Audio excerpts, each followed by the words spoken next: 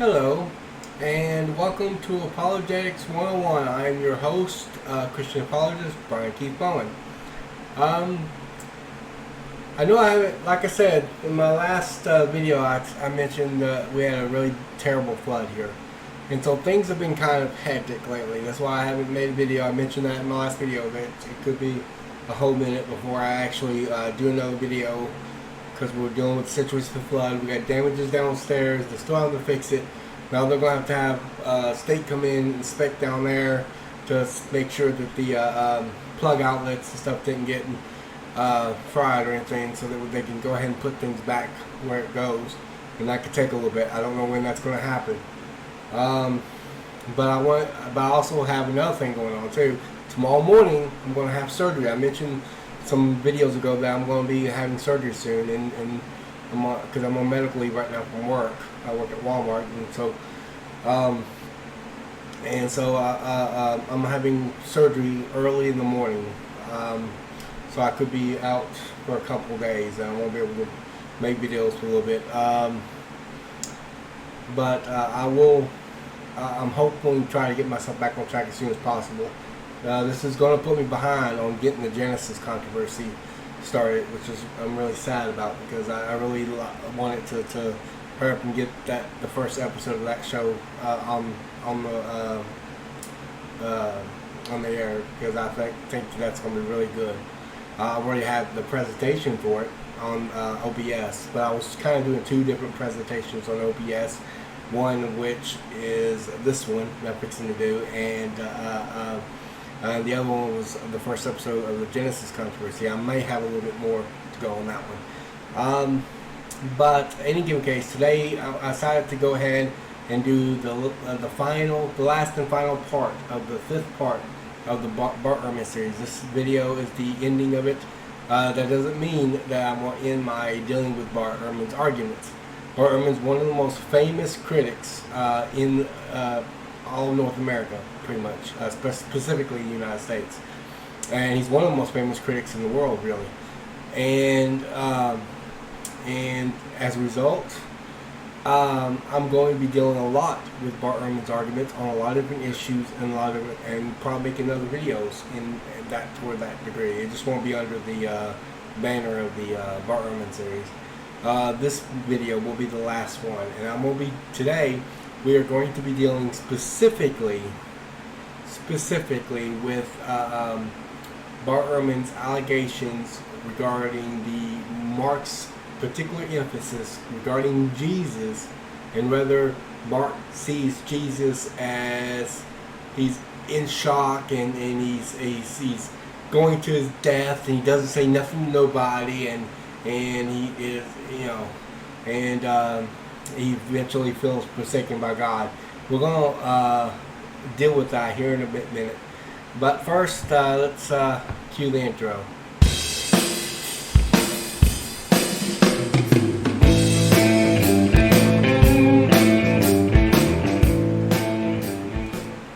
Alright, like I said, we're going to be dealing with the final part of the Bart Ehrman series. We're going to be dealing with Bart Ehrman's allegations regarding the emphasis of Mark.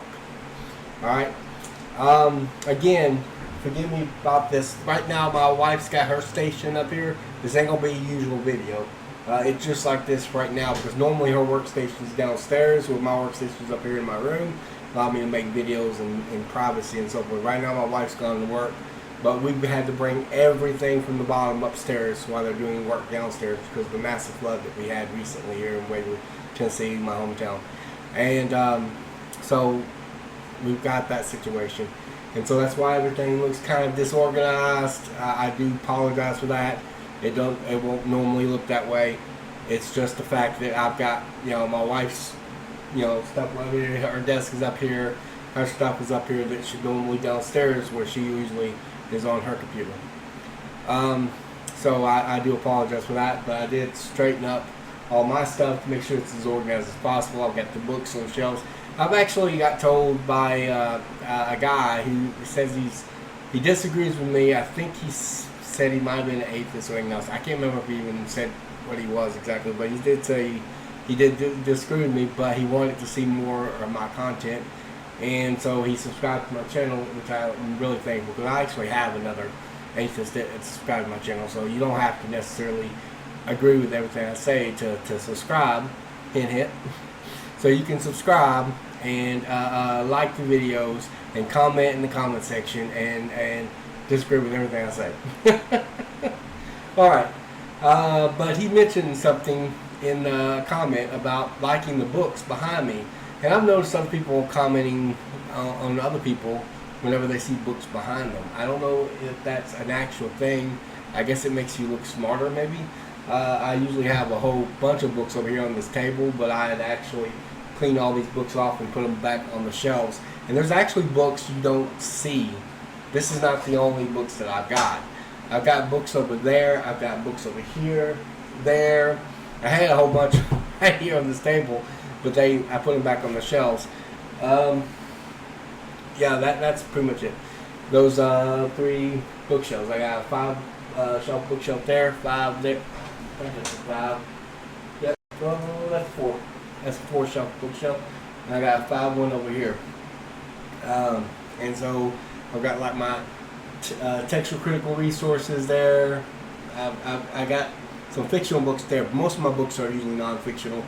I got my apologetic resources on 2 different shelves. I got all my stuff that relates to Genesis on the bottom. I got on the top over here, I got all my stuff that relates to original languages, Greek and Hebrew. I study the original languages of the Bible. And also I got a whole shelf dedicated for my studies in oral culture and memory studies. And I got another one that's dedicated specifically to books on the resurrection and so forth, all the way down. So it's I'll probably end up having more shelves before it's over. I love to read. I love to read. I love bringing this stuff to you guys. So please subscribe to my channel. I've got lots of videos in store for you. But any given case, I just wanted to mention that because there's books around my book room you can't even see. But anyway, today, like I said, we're going to be dealing with the final part in the Bart Ehrman series, and we're going to be talking about Ehrman's position on Mark's emphasis. All right. Well, I'm going to start it off by showing you a clip by Bart Ehrman, in which case, in a particular debate where he debated Mike Licona on the historicity of the gospel, in which case I got this clip specifically focused on the statement that Bart Ehrman makes concerning the emphasis of Mark's gospel. Here we go. Let me give you one example of the difference in the gospel that actually matters. The difference again in the death of Jesus. The gospel writers want to emphasize different things. And the problem with thinking that they're all accurate is that it means that you read one of the gospels as if it's saying the same thing as another one of the gospels, when in fact they might be emphasizing different things based on the different stories that they've heard. Here's the example. It has to do with Jesus' demeanor going to his death. What was Jesus' demeanor going to his death? How was he approaching his own death? In Mark's gospel, Jesus is on trial before Pontius Pilate, and he's silent. Pilate can't understand why he's silent. Pilate asks him, "Are you the king of the Jews?" And Jesus says only 2 words, "Su leges." You say so. That's all he says. He's taken off to be crucified and doesn't say anything on the road to crucifixion. He's silent the entire way. He's nailed to the cross, and he's silent the entire time. Both of the people being crucified with him, both of the robbers being crucified with him, both of them mock him in Mark's gospel. And Jesus is silent, doesn't say anything. You wonder what is going on here. Why is Jesus so silent, as if he's in shock? And at the end, in Mark's gospel, Jesus says the only time in the entire proceeding, at the end, he finally cries out, "Eloi, Eloi, lema sabachthani." My God, why have you forsaken me? And he dies. That's it. It is the most amazing account, gripping in its pathos, of a man who at the end feels forsaken by God himself and dies on the cross. As Mike has pointed out, Mark was one of the sources for Luke. Luke also tells an account of Jesus going to his death, basing his account on Mark, but changing it in places. Jesus is not in shock in Luke's gospel. He's not wondering why this is happening to him. He's not wondering why God has forsaken him.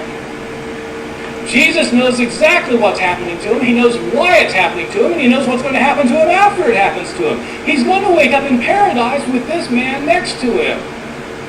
Most telling of all, at the end of Luke's account, instead of crying out, my God, why have you forsaken me?" He doesn't say that in Luke because he doesn't feel forsaken in Luke. Instead in Luke, he says, "Father, into your hands I commit my spirit." And then he dies. This is a Jesus who is calm and in control of his situation. It's a very different Jesus from the one portrayed in Mark. What people do, though, is they take Mark's account and they take Luke's account and they lump them together into one account, so that Jesus says and does everything in both accounts, thereby eliminating the emphasis of each one. And then they throw in Matthew and John for good measure, and you end up with the 7 last words of the dying Jesus. You can do that if you want with the Gospels. But if you combine them all together, ignoring the emphasis of each, you have written your own gospel. You're free to do that, but it's not one of the Gospels of the New Testament. Each gospel is different. And it's not just the fact they have contradictions or errors. It's that each one is trying to emphasize something distinct. And if you don't let them each emphasize what they emphasize, you're robbing the authors of their own emphasis and their own integrity as authors who are trying to communicate the story about Jesus. Thank you very much. All right.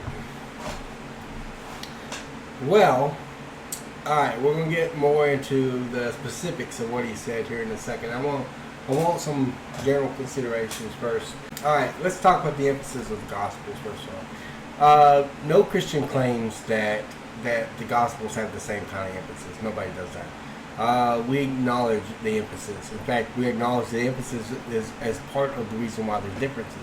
The problem, however, is that Bart is assuming, circularly, assuming that the emphasis are contradiction. The fact that they have different emphasis doesn't mean the emphasis have to contradict one another or have to butt heads with one another, just because Bart says so. And harmonizing the Gospels, by the way, do not actually create your own gospel or anything like that, because you can acknowledge the emphasis of each one of the Gospels, but still be able to harmonize the differences. Like if one Gospel gives you some additional information of another Gospel, and that gives you further revelation, gives you further information, saying that the Gospels have a different emphasis, therefore you can't sit there and add information. It's just kind of assuming that the Gospels are making stuff up rather than actual recorded history. We don't typically do that when we sit there and if I tell a story to somebody, then I tell another story to somebody else, but I add some additional information in that I don't add into the other story. You don't say, well, you had different emphasis. You had a different emphasis. Right, I emphasize certain things when I'm talking to another person. I might be highlighting something. That might account for why I include certain information in it when I include additional information to another person. Perhaps I only had 5 minutes to talk to this person, but I had an hour to talk to this person or something. That could also account for it. And I could have a different emphasis, but that doesn't necessarily mean that that as a result you can't sit there and say, all right, well, you must be making this up, you must be making that up, and therefore you can't lump them together, or you're creating, your own story. No. You're just simply taking both stories, benefit of the doubt, giving them benefit of the doubt. That's normal historical methodology. That's all you're basically doing with them. But what I really want to talk to you about today Well, let me deal with one more general consideration. I'm just going to kind of touch on this really quickly because I have already dealt with this a number of times, especially in my first video. I think in my last one I kind of dealt with it more specific, zeroed in on this particular allegation that the gospel writers are just stories. This kind of argues in a circle. It assumes that the Gospels are entirely these stories floating around. It's pure speculation. There's no evidence at all. He mentioned that at the beginning of the clip, so I just kind of wanted to touch base on it. But I didn't want to delve too much into it because I've already dealt with it a couple times, especially dealt with it on oral culture studies in the very first part of this series, so we're not going to get into that. But he did make some allegations about the emphasis of Mark. He says in Mark's gospel, Jesus is silent in the trial before Pilate. He's silent on the way to crucifixion. He seems like he's in shock. Mark is emphasizing that Jesus is not in control.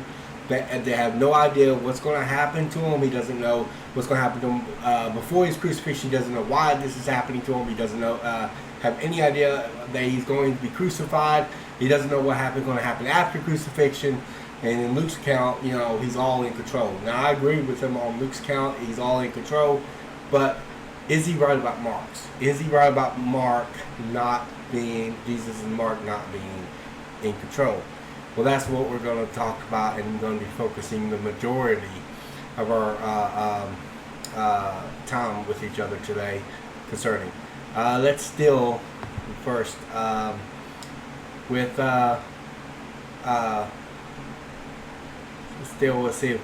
see if Jesus was in control or not. He said he was out of control. Jesus and Mark, apparently. All right, I'm not going to put a face cam on this because I just mainly wanted you to see the presentation I present.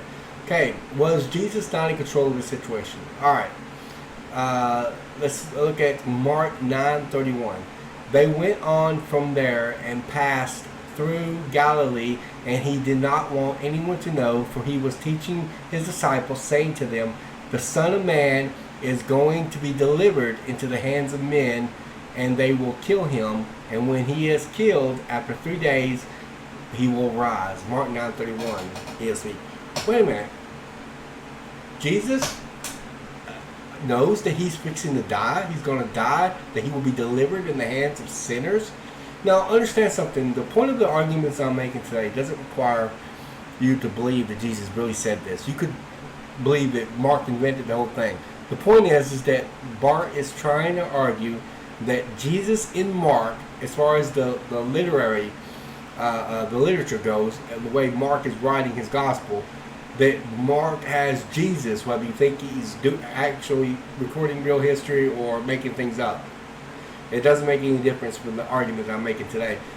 Basically, Bart is arguing that the gospel writer, in this case be Mark, is just kind of having Jesus completely out of control, has no idea. Now, this is actually a fallacy in logic called cherry picking. It's when you cherry pick the data. Bart does this a lot. It's one of the very common fallacies he does all the time. Cherry picking the data is when you pick the evidence that is more favorable to your position, but neglect the evidence that is not. Now, sometimes people will accuse somebody of cherry picking that is not cherry picking. Some people will accuse me that when I deal with my arguments on the resurrection. And when that happens, I usually ask, okay, give me some unfavorable evidence that I'm neglecting. I usually always ask that because they usually can't give me it. So sometimes people will accuse you of a logical fallacy you're not committing. In this case, I'm not accusing Bart of a logical fallacy he's not committing. He actually is committing it. Because there's loads of passages within Mark's gospel that shows Jesus knows exactly what's happening to him. But he cherry picks the data, so he picks the ones that are favorable to the position, but then neglect all of the passages to show that he's wrong. This is one of those passages, because in this verse, it shows that Jesus was aware that he was going to die and be delivered in the hands of men. That someone was going to betray him. We'll get more into that here in a little bit because we will see that Jesus was aware of somebody actually been able to betray him, and he knew about it ahead of time. And his knowledge of ahead of time shows that this is not a Jesus that wasn't aware of what was happening to him. All right, let's deal with Mark 10:45.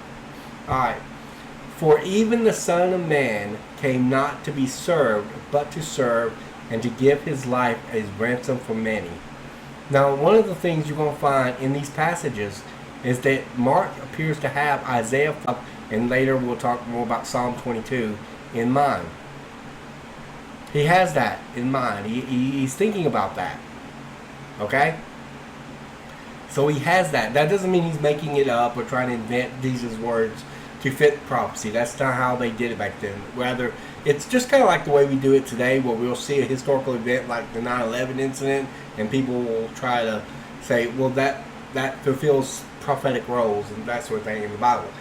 Same thing in ancient Palestine. The Jews would often sit there and see an event actually happening, or words that was actually said, and see it in light of prophecy, that this fulfills prophecy. And so this, in the same manner, Mark is seeing this in light of prophecy. But here's the thing, it's even though he's not quoting Isaiah, he seems to be alluding to it. Look at the language. He clearly has this in mind, because he says, and to give his life a ransom for many. But he knew about his death. He knew about it. He knew it was prophesied. Alright, let's go to the next passage, Mark 14:24. Alright, and he said to them, this is my blood of the covenant, which is poured out for many. Again, this shows that Jesus is aware of him going to die. By the way, him saying that this is the blood of the covenant is a way of saying that he is going to die for the sins of many. Again, this says, which is poured out for many. He appears to have Isaiah 45 in mind. Interesting, Isaiah 53:12 says this, therefore I will divide him a portion with the many, and he shall divide the spoil with the strong, because he poured out his soul to death, and was numbered with the transgressors. Yet he bore the sin of many, and makes intercession for the transgressors. Isaiah 53:12. Yes, me. So this shows that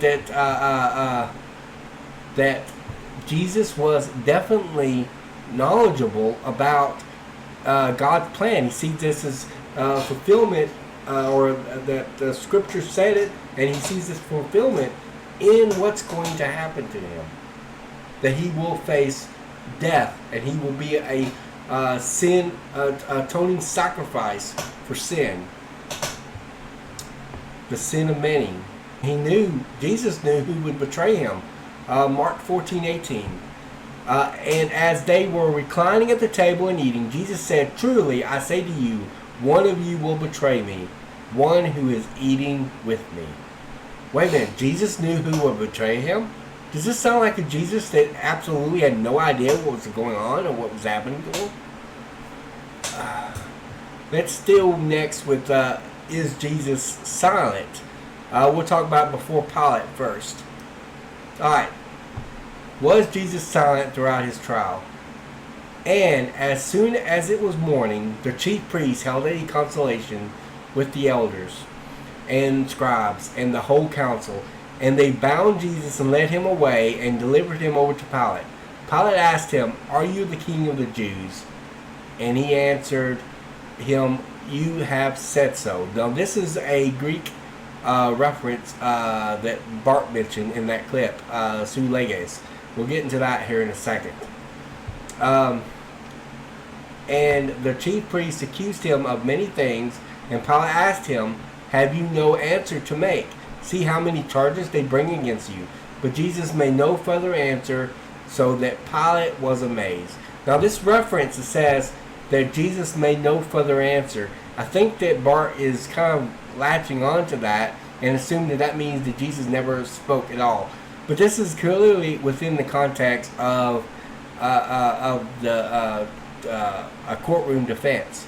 And so basically Mark is saying is that Jesus is not defending himself. Remember, again, Isaiah in mind, because if you read Isaiah, it says like a sheep has gone before its shears, and it talks about the Messiah. I read it the other day, but I forgot the exact quote. But basically, it says that like a sheep going before its shears is silent, is what it says. So he is simply saying that he's being passive in terms of what's happening to him. It doesn't mean that he just became a mime and didn't say anything at all. That doesn't mean that at all. Now I did think about doing this video with my alleged Bible contradiction series, but I thought it might be better with the Bart Ehrman series, just because this is a particular argument that Bart Ehrman likes to make specifically.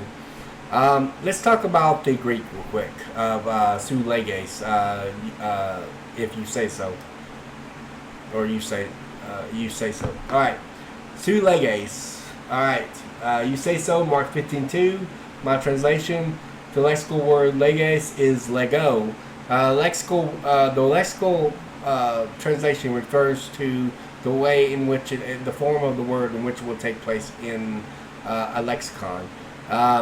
The ending of it, leges, is a case ending that's put there to indicate its relationship in the sentence.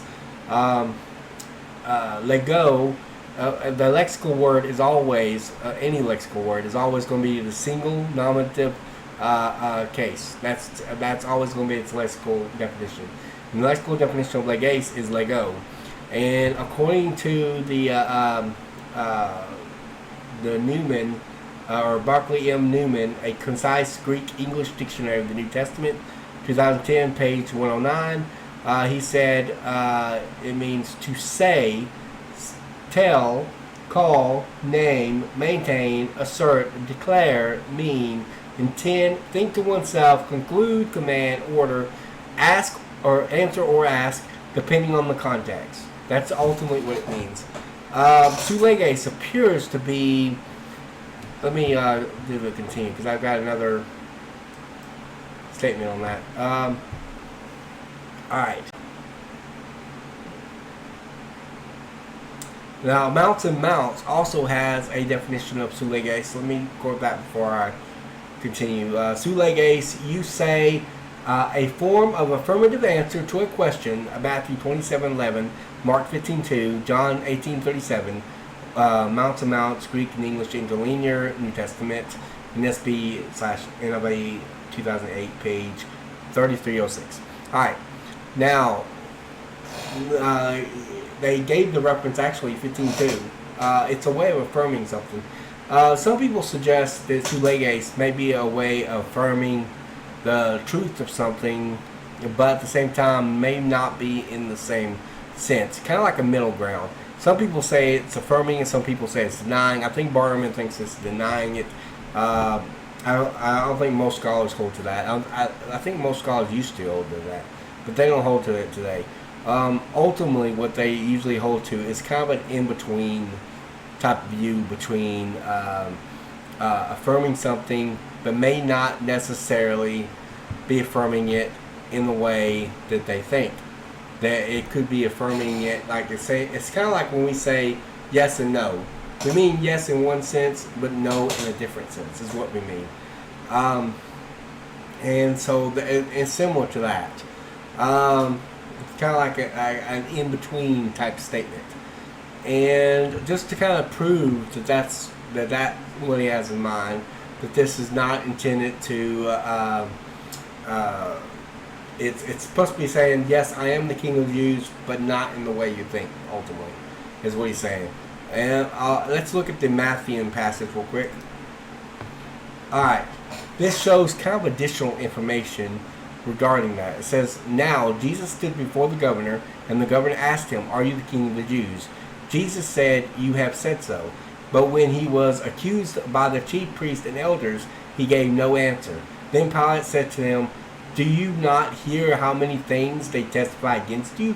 But he gave him no answer, nor even to a single charge, so that the governor was greatly amazed. This also shows that this was indeed in process of a courtroom defense. Let's look at Luke's count real quick. loose account before Pilate. And Pilate asked him, "Are you the king of the Jews?" And he answered him, "You have said so." That's, again, su leges. His account's very similar to Mark's account, as is Matthew. Then Pilate said to the chief priests and the crowds, "I find no guilt in this man." This seems to indicate that whatever Jesus' answer was, it was not to confirm his guilt. Now, I understand the context. Well, we'll get into that in a second. Let me finish the quote. "But they were urgent, saying, 'He stirs up the people, teaching throughout all Judea, from Galilee even to this place.'" Luke 23, 3-5. All right. Okay. Understand the context, what he's actually saying. Okay, or actually going on here. Okay, the Jews could not condemn him. They throw up all these these bogus charges up at Jesus in the trial before the Sanhedrin, Caiaphas and the Sanhedrin, and brought false witnesses and things like that. But none of those charges would have gotten them killed, because the only people that could kill death penalty, could sentence them to death, was the Roman Empire, the Roman government. And frankly, the Romans did not care about blasphemy. That was not a charge that would concern them. But they was concerned with if someone tried to make himself king. That was something that Pilate would be concerned with. Why? Because Judea didn't have a king. Herod was the last king. The Rome didn't trust Herod's sons, so they got demoted. And so Pilate, they had a governor, but it was a Roman governor. That was Pilate's job. So if someone's claiming to be the king of the Jews, that would interest Pilate, and that would be enough to get Jesus crucified. Clearly, Pilate didn't think Jesus was guilty. That's why it says, "I find no guilt in this man." All right. Now, John's Gospel adds some additional clarification, because he goes further to make some additional statements in John's Gospel. All right. So Pilate entered his headquarters again and called Jesus and said to him, "Are you the king of the Jews?" Jesus answered, "Do you say this of your own accord, or did others say it to you about me?" Now, this is very interpretive from what he probably said in Mark, okay? So don't take this as a verbatim statement. This is more or less John's interpretation of what he's saying to him. But this is interesting, because Pilate answered in John, "Am I a Jew? Your own nation with the chief priests have delivered you over to me. What have you done?" Jesus answered, "My kingdom is not of this world. If my kingdom were of this world, my servants would have been fighting that I might not be delivered over to the Jews. But my kingdom is not from the world." John 18:33-36. In other words, his kingdom is a spiritual kingdom. It's not a physical kingdom. In other words, he is saying, "I am a king." And by the way, Pilate goes further by saying, "You are a king." But he knows that he's not a king in the sense that he's being accused before Pilate. He wasn't claiming to be the king of the Jews in that sense. All right. Here's another one that's really interesting, because it actually has to do with how when Judas Iscariot it's in Mark's Gospel, I believe. Matthew's Gospel, yeah. All right, it's in Matthew's Gospel, but this is interesting because this is with Judas Iscariot, because Matthew uses the same Greek word, su leges. Listen, in this, I think it was a different form of it. Just the form of the word. It has to do with case endings and stuff. It's not anything that would affect or impact translation, other than how it might be translated or how it might be understood in the sentence. But anyhow, here's what Matthew says: "The Son of Man goes as it is written of him, but woe to that man by whom the Son of Man is betrayed. It would have been better for that man if he had not been born." Judas, who would betray him, answered, "Is it I, Rabbi?" he said. And Jesus had answered, "You have said so." And it's apos is the form of the word, and the actual lexical form of the word. If you actually check it out in the lexical form, it's actually su lege, or lego. Apos is Lego. So even though it has a different form of the word, he's using the same lexical meaning.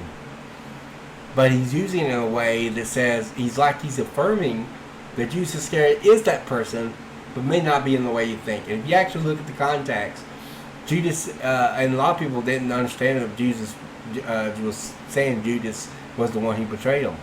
So they are thinking it's in a different sense.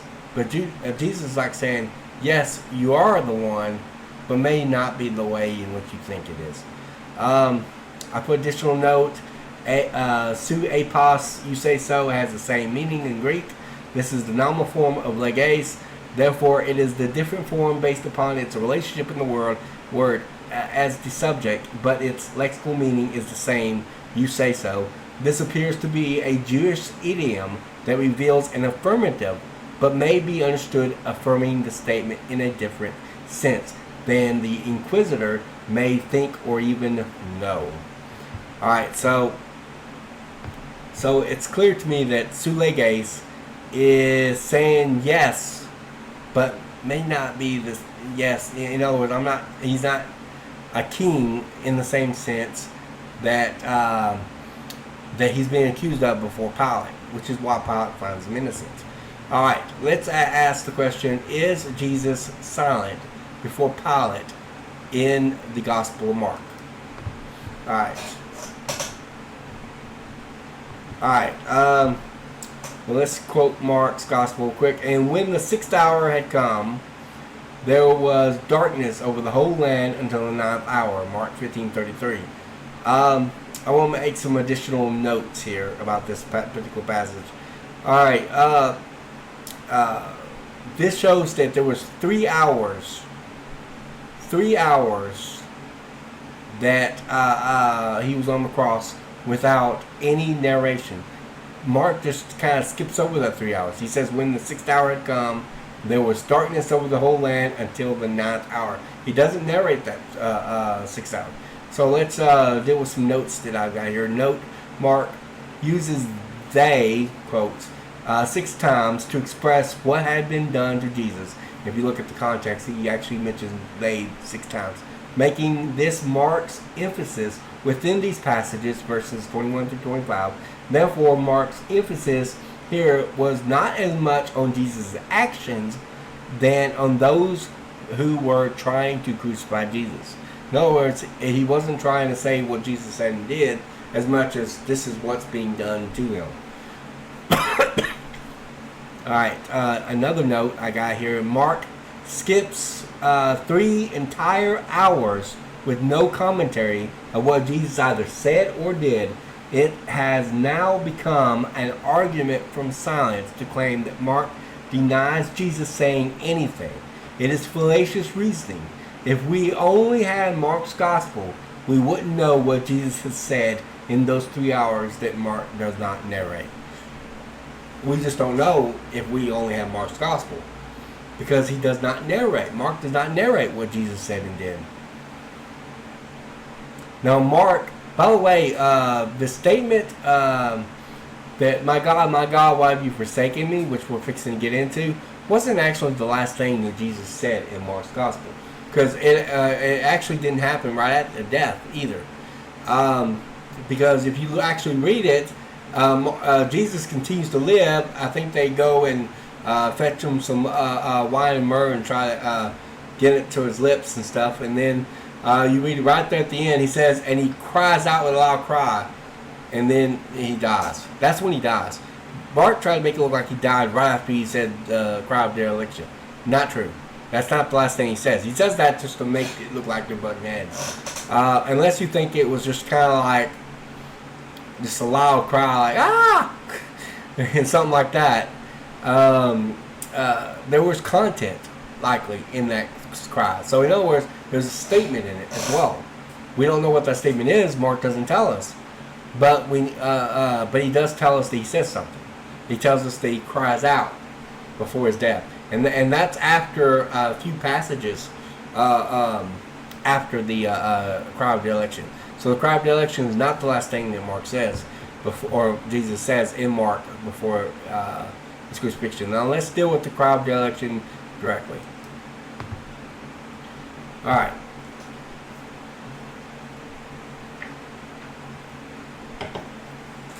All right. Cry of the election. And at the 9th hour, Jesus cried out with a loud voice, Eloi, Eloi, lama sabachthani, which means, my God, why have you forsaken me? Mark 15:34 ESV. All right. I put note, Jesus in Mark is citing Psalm 22:1. Rabbinic literature has it that whenever a Jewish rabbi would cite the very first verse of a psalm, they do so in order to refer to the whole psalm. Jesus does this to bring all of Psalm 22 in mind. Now try to understand something. They didn't have chapters and verses back in those days. So if they wanted to reference a psalm to other Jews, they would refer to the psalm by the first passage, by the very first verse of the psalm. In this case, my God, why have you forsaken me? Because that was the very first verse of the psalm. Now, given what we know of historical context, when Jesus sat there and quote the very first verse of Psalm 22, he is bringing the entire psalm into focus here. All right, it's a reference to the entire psalm. Okay. Later we'll see Bart Ehrman's objection on this, because he thinks that he would quote a different part of the psalm, which is not the case. But anyway, he quotes the first verse to bring the whole psalm. Now, what does Psalm 22 says? Well, let's go to it. Alright. Okay, very first verse there. My God, why have you forsaken me? Why are you so far from saving me from the words of my groaning? Oh my God, I cry by day, but you do not answer, and by night, but I find no rest. Yet you are holy, enthroned on the praises of Israel. In you our fathers trusted. They trusted, and you delivered them. To you they cried and were rescued. In you they trusted and were not put to shame. But I am a worm and not a man, scorned by mankind and despised by the people. All who see me mock me. They make mouths at me. They wag their heads. He trusts in the Lord. Let him deliver him. Let him rescue him, for he delights in him. That's intended as a mockery. Yet you are he who took me from the womb. You made me trust you at my mother's breast. On you was I cast from my birth, and from my mother's womb you have been my God. But not far from me, be not far from me, for trouble is near, and there is none to help. Many bulls encompass me. Strong bulls of Bashan surround me. They open wide their mouths at me, like a ravening and roaring lion. I am poured out like water, and all my bones are out of joint. Okay, this has a lot of overtones in the crucifixion. You'll see that because it'll make all kinds of references to the crucifixion. And remember, this psalm actually was written a couple hundred years before crucifixion was implemented by the Romans. So you're talking about a pre-crucifixion psalm, and it's very explicit. I am poured out like water, and all my bones are out of joint. My heart is like wax. It is melted within my breast. My strength is dried up like a potsherd, and my tongue sticks to my jaws. You lay me in the dust of death. For dogs encompass me, a company of evildoers encircled me. They have pierced my hands and my feet, hands and feet. I think in one translation it says my hands and my feet, but we'll say my hands and feet. That's what the ESV says. Notice that, pierce my hands and feet. I can count all my bones. They stare and gloat over me. They divide my garments among them, and for my clothing they cast lots. It's an Old Testament form of gambling. But you, O Lord, do not be far off. O you, my help, come quickly to my aid. Deliver my soul from the sword, my precious life from the power of the dog. Save me from the mouth of the lion. You have rescued me from the horns of the wild oxen. I will tell of your name to my brothers. In the midst of the congregation, I will praise you. You who fear the Lord, praise him. All you offspring of Jacob, glorify him. All you and stand in awe of him, all you offspring of Israel. For he has not despised or adorned the affliction of the afflicted, and he has not hidden his face from him, but has heard when he cries to him.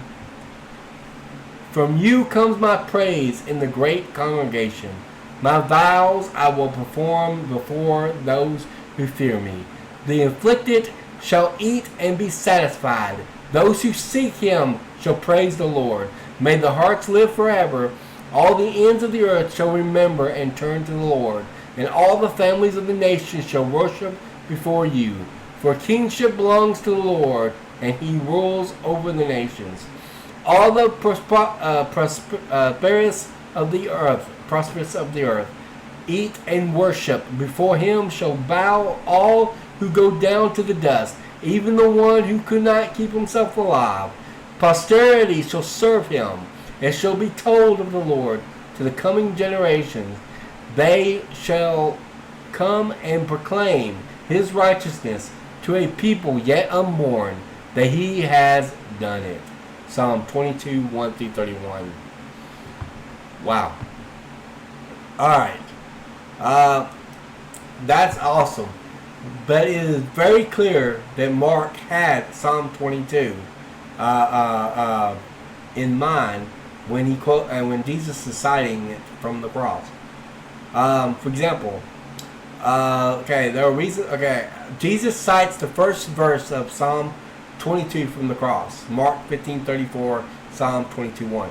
They divide Jesus' clothes among them and cast their lots of them. Psalm 22:18, Mark 15:24.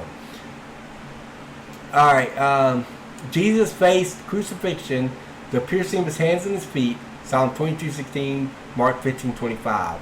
We also saw other references to Jesus' crucifixion, such as his bones being out of joint and being like water, and him being able to see his bones, which makes sense if he got flogged before his crucifixion.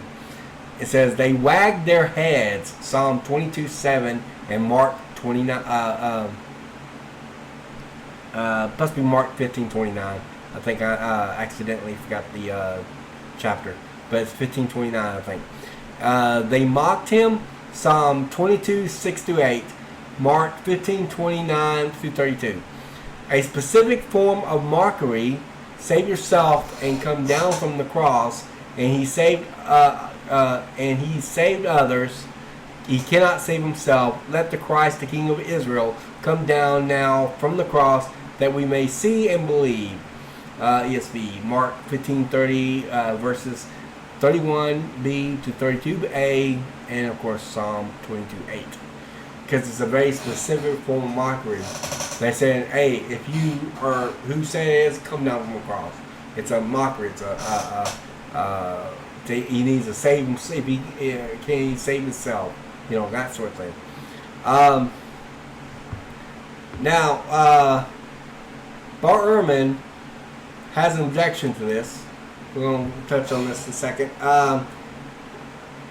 So basically, what I'm getting at here is that the whole psalm was applied to Jesus. If you actually read the psalm, it actually ends with the vindication of the righteous sufferer. That's what Psalm 22, what we call the Psalm 22. It's the righteous sufferer. Don't confuse it with the righteous servant. That's a different passage in Isaiah. This is righteous sufferer. This is the one in which has David proclaiming suffering, but it actually applies to Messiah, but it ends with God vindicating the Messiah. Now, understand something. I'm not arguing he wants you to make it think the other side of the psalm. That's what Bart's going to claim here in a second. But what I'm actually saying is that it brings the whole psalm into the picture, and so suddenly the whole psalm is what you're thinking about, including the ending. But it's the entire psalm, as I just read to you. All right, Bart Ehrman has an objection to this, though. We're going to read what he says in Jesus Interrupted, page 66. A very popular interpretation of the passage is that since Jesus quotes Psalm 22:1, he is actually thinking of the ending of the psalm, where God intervenes and vindicates the suffering psalmist. I think this reading is reading way too much into the passage and robs cry of dereliction, as it is called, of all its power. Mark is trying to say something by this portrayal. He doesn't want his readers to take solace in the fact that God was really there providing Jesus with physical comfort. He dies in agony, unsure of the reason he must die. Is that the case? No. I read you lots of passages to show that wasn't the case. But what about his reference that he's reading? If he's quoting the first part of the psalm, then he's referring to the ending part of the psalm. Well, before I get into that, let's do another clip for Bart Ehrman, because I want him to spell it out a little bit more specifically. In your comparison between the two accounts of Jesus' crucifixion, you said in one of them he felt forsaken by the Father by crying out, my God, why have you forsaken me?" But did you consider that Psalms 22 starts out with that, and given that he was a rabbi, or considered a rabbi by most people, he, by the end of Psalms 22, is saying how it would be, people would be praising God rather than feeling forsaken. Why would you come to the conclusion for? Yeah, great question. So the cry of dereliction, as it's called, is often interpreted that way, that he's quoting the first part of the psalm, but he wants you to think about the end of the psalm. And so at the end of the psalm, God intervenes and God's on his side, and so he feels confident in God, and he expresses that confidence at the end of it. And I don't agree with that reading of it. Of course, that's a common reading of it. I know about the reading, but I think that it misunderstands what Mark is trying to say. Because I think if Mark wanted to say that Jesus was feeling confident in God, he would have quoted a different part of the psalm. All right. What Bart is doing is he's setting up a straw man. We actually don't hold that position, what he just said. We're not arguing that if he quotes this part of the psalm, he really wants you to think about that part of the psalm. That's not what we're arguing. What we're arguing is that he quotes the very first verse, because he doesn't quote just any verse. He thinks that he would quote just another part of the psalm, but he's missing the point. If he quotes the very first verse of the psalm, the way we understand the rabbis and when they cite psalms, it's to bring the entire psalm into picture. The idea about talking about the ending of the psalm is just to say that this is not talking about him feeling forsaken. On the contrary, he knows exactly what's happening. I mean, they must have known what Psalm 22 was. So, yes, this is not Jesus feeling forsaken. This is Jesus sitting there citing the very first verse. It's like he's saying, I am the righteous sufferer of Psalm 22. I mean, he wouldn't be saying that exactly because the titles didn't exist at the time. But it'd be like trying to say applying that psalm, the whole psalm, to himself. He's saying he's the righteous sufferer. And so that's what he's saying. And it does end with the righteous sufferer being vindicated. Now, we're not saying that makes you think the end of the psalm. That's not what we're arguing. We're arguing for the whole psalm. And I just read that whole psalm to you. So you actually know what it says. This is not a Jesus that feels forsaken in Mark. This is a Jesus that feels like the God will vindicate him. Yes, he is suffering. Yes, he's going to the cross for his sins. But God will vindicate him. So that's an awesome message. And it's not the one that Bart wants you to believe that Mark is advocating. Because he's not advocating that at all. As we clearly seen from all the passages that I have. Now, alright, we've come to the end of the video and of the end of the series. So this is the end of the Bart Ehrman series. For now, I will probably still make other videos and respond to Bart Ehrman later on down the road.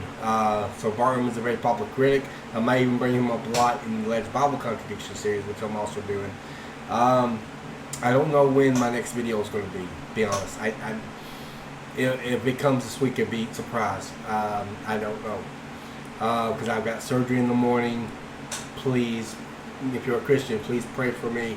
I really can use the prayer. It's a simple surgery. So it's supposed to only last like 30 minutes. It's a small surgery. So I would think that nothing would happen. But, anything can happen in a surgery. Know how simple it is. But I'm having that in the morning, so I'm going to be out probably sleeping, most sleep for the next couple days, possibly. But that situation, along with the flood situation, because downstairs is being fixed up, and I don't know when they're going to put the living room back together again. So all of this is kind of going to bring the Genesis controversy back. I didn't want to make it go back. I really wanted to hurry up and do the first episode. Like I said, I already got the presentation for the most part already up, but I don't have a choice. Now it is likely since I already have the presentation, and I might add a few more to it. But since I already have the presentation, if I feel up to it, because I can't really do a whole lot of streaming stuff anyhow, but I might try to do another Genesis controversy, like this weekend when my wife's at work again. Try to readjust everything in the room so I can be able to do a video. And so we'll see how that works out, because I really want to get the first episode up. This ain't too bad. It's at night, so the sun ain't blaring through the thing. You got my wife's stuff over here, so I hope that wasn't too distracting. She don't have as clean of an area as I do, so. But it's what it is. I don't have a lot of choices on the matter. But we're still recovering from the flood. And I got the surgery tomorrow morning, so things are just kind of slowing down a bit. But I'll speed them back up once we get things settled, more likely. And I'll try to get the first episode of the Genesis controversy in as soon as possible. So stay tuned for that. Please subscribe to my channel. I know videos been like in the next couple, may even be like in the next couple weeks, but it's situations that's not in my control. I have no control over the situations. I gotta have a surgery to get rid of this hernia, so that way I can be able to go back to work. And we had the flood happen. Nobody could predict that. It took lives. It destroyed property. I mean, it was really bad. And they got to put together my living room again. So with all that, just be patient with me. It'll happen. But I've got lots of videos planned. I've got another episode of the Alleged Bible Contradiction going to come out. That's been waiting to come out next 2 or 3 weeks. So I'm gonna have that come out soon. Hopefully soon. It might be a month. I don't know. But please subscribe to my channel. Like the video. It helps with the YouTube algorithm. Don't forget to hit the notification bell too, to be notified of all my videos. That's very important. So that way, whenever I produce new videos, you'll get that. Now, and as soon as I start getting everything settled here, I'm gonna try to put out videos really, really good. So, but sorry for the situation. I've got a lot of situations going on here, and it's affecting my ability to be able to have the videos on time. I do apologize, but I promise you I am doing everything, at least within my ability, to try to get these videos out there to you. I got also to edit this, so hopefully I can edit this before we have to leave early in the morning. Alright, well, this has been fun. This is this whole series has been fun. I actually I wasn't sure if I didn't really have mixed feelings on it. You know, one minute I liked the series, the next minute I didn't. Tell me what you think in the comment section. Like I said, don't forget to like and subscribe to like the video and subscribe to my channel. And but I really enjoyed it at the end. I thought it was a pretty good series overall. Let me know what you think in the comments, of course. And I'll see you on the next one. But remember, always stay in the know and learn the facts the critics don't want you to know. And this is Brian Bowen, Christian Apologist, signing off.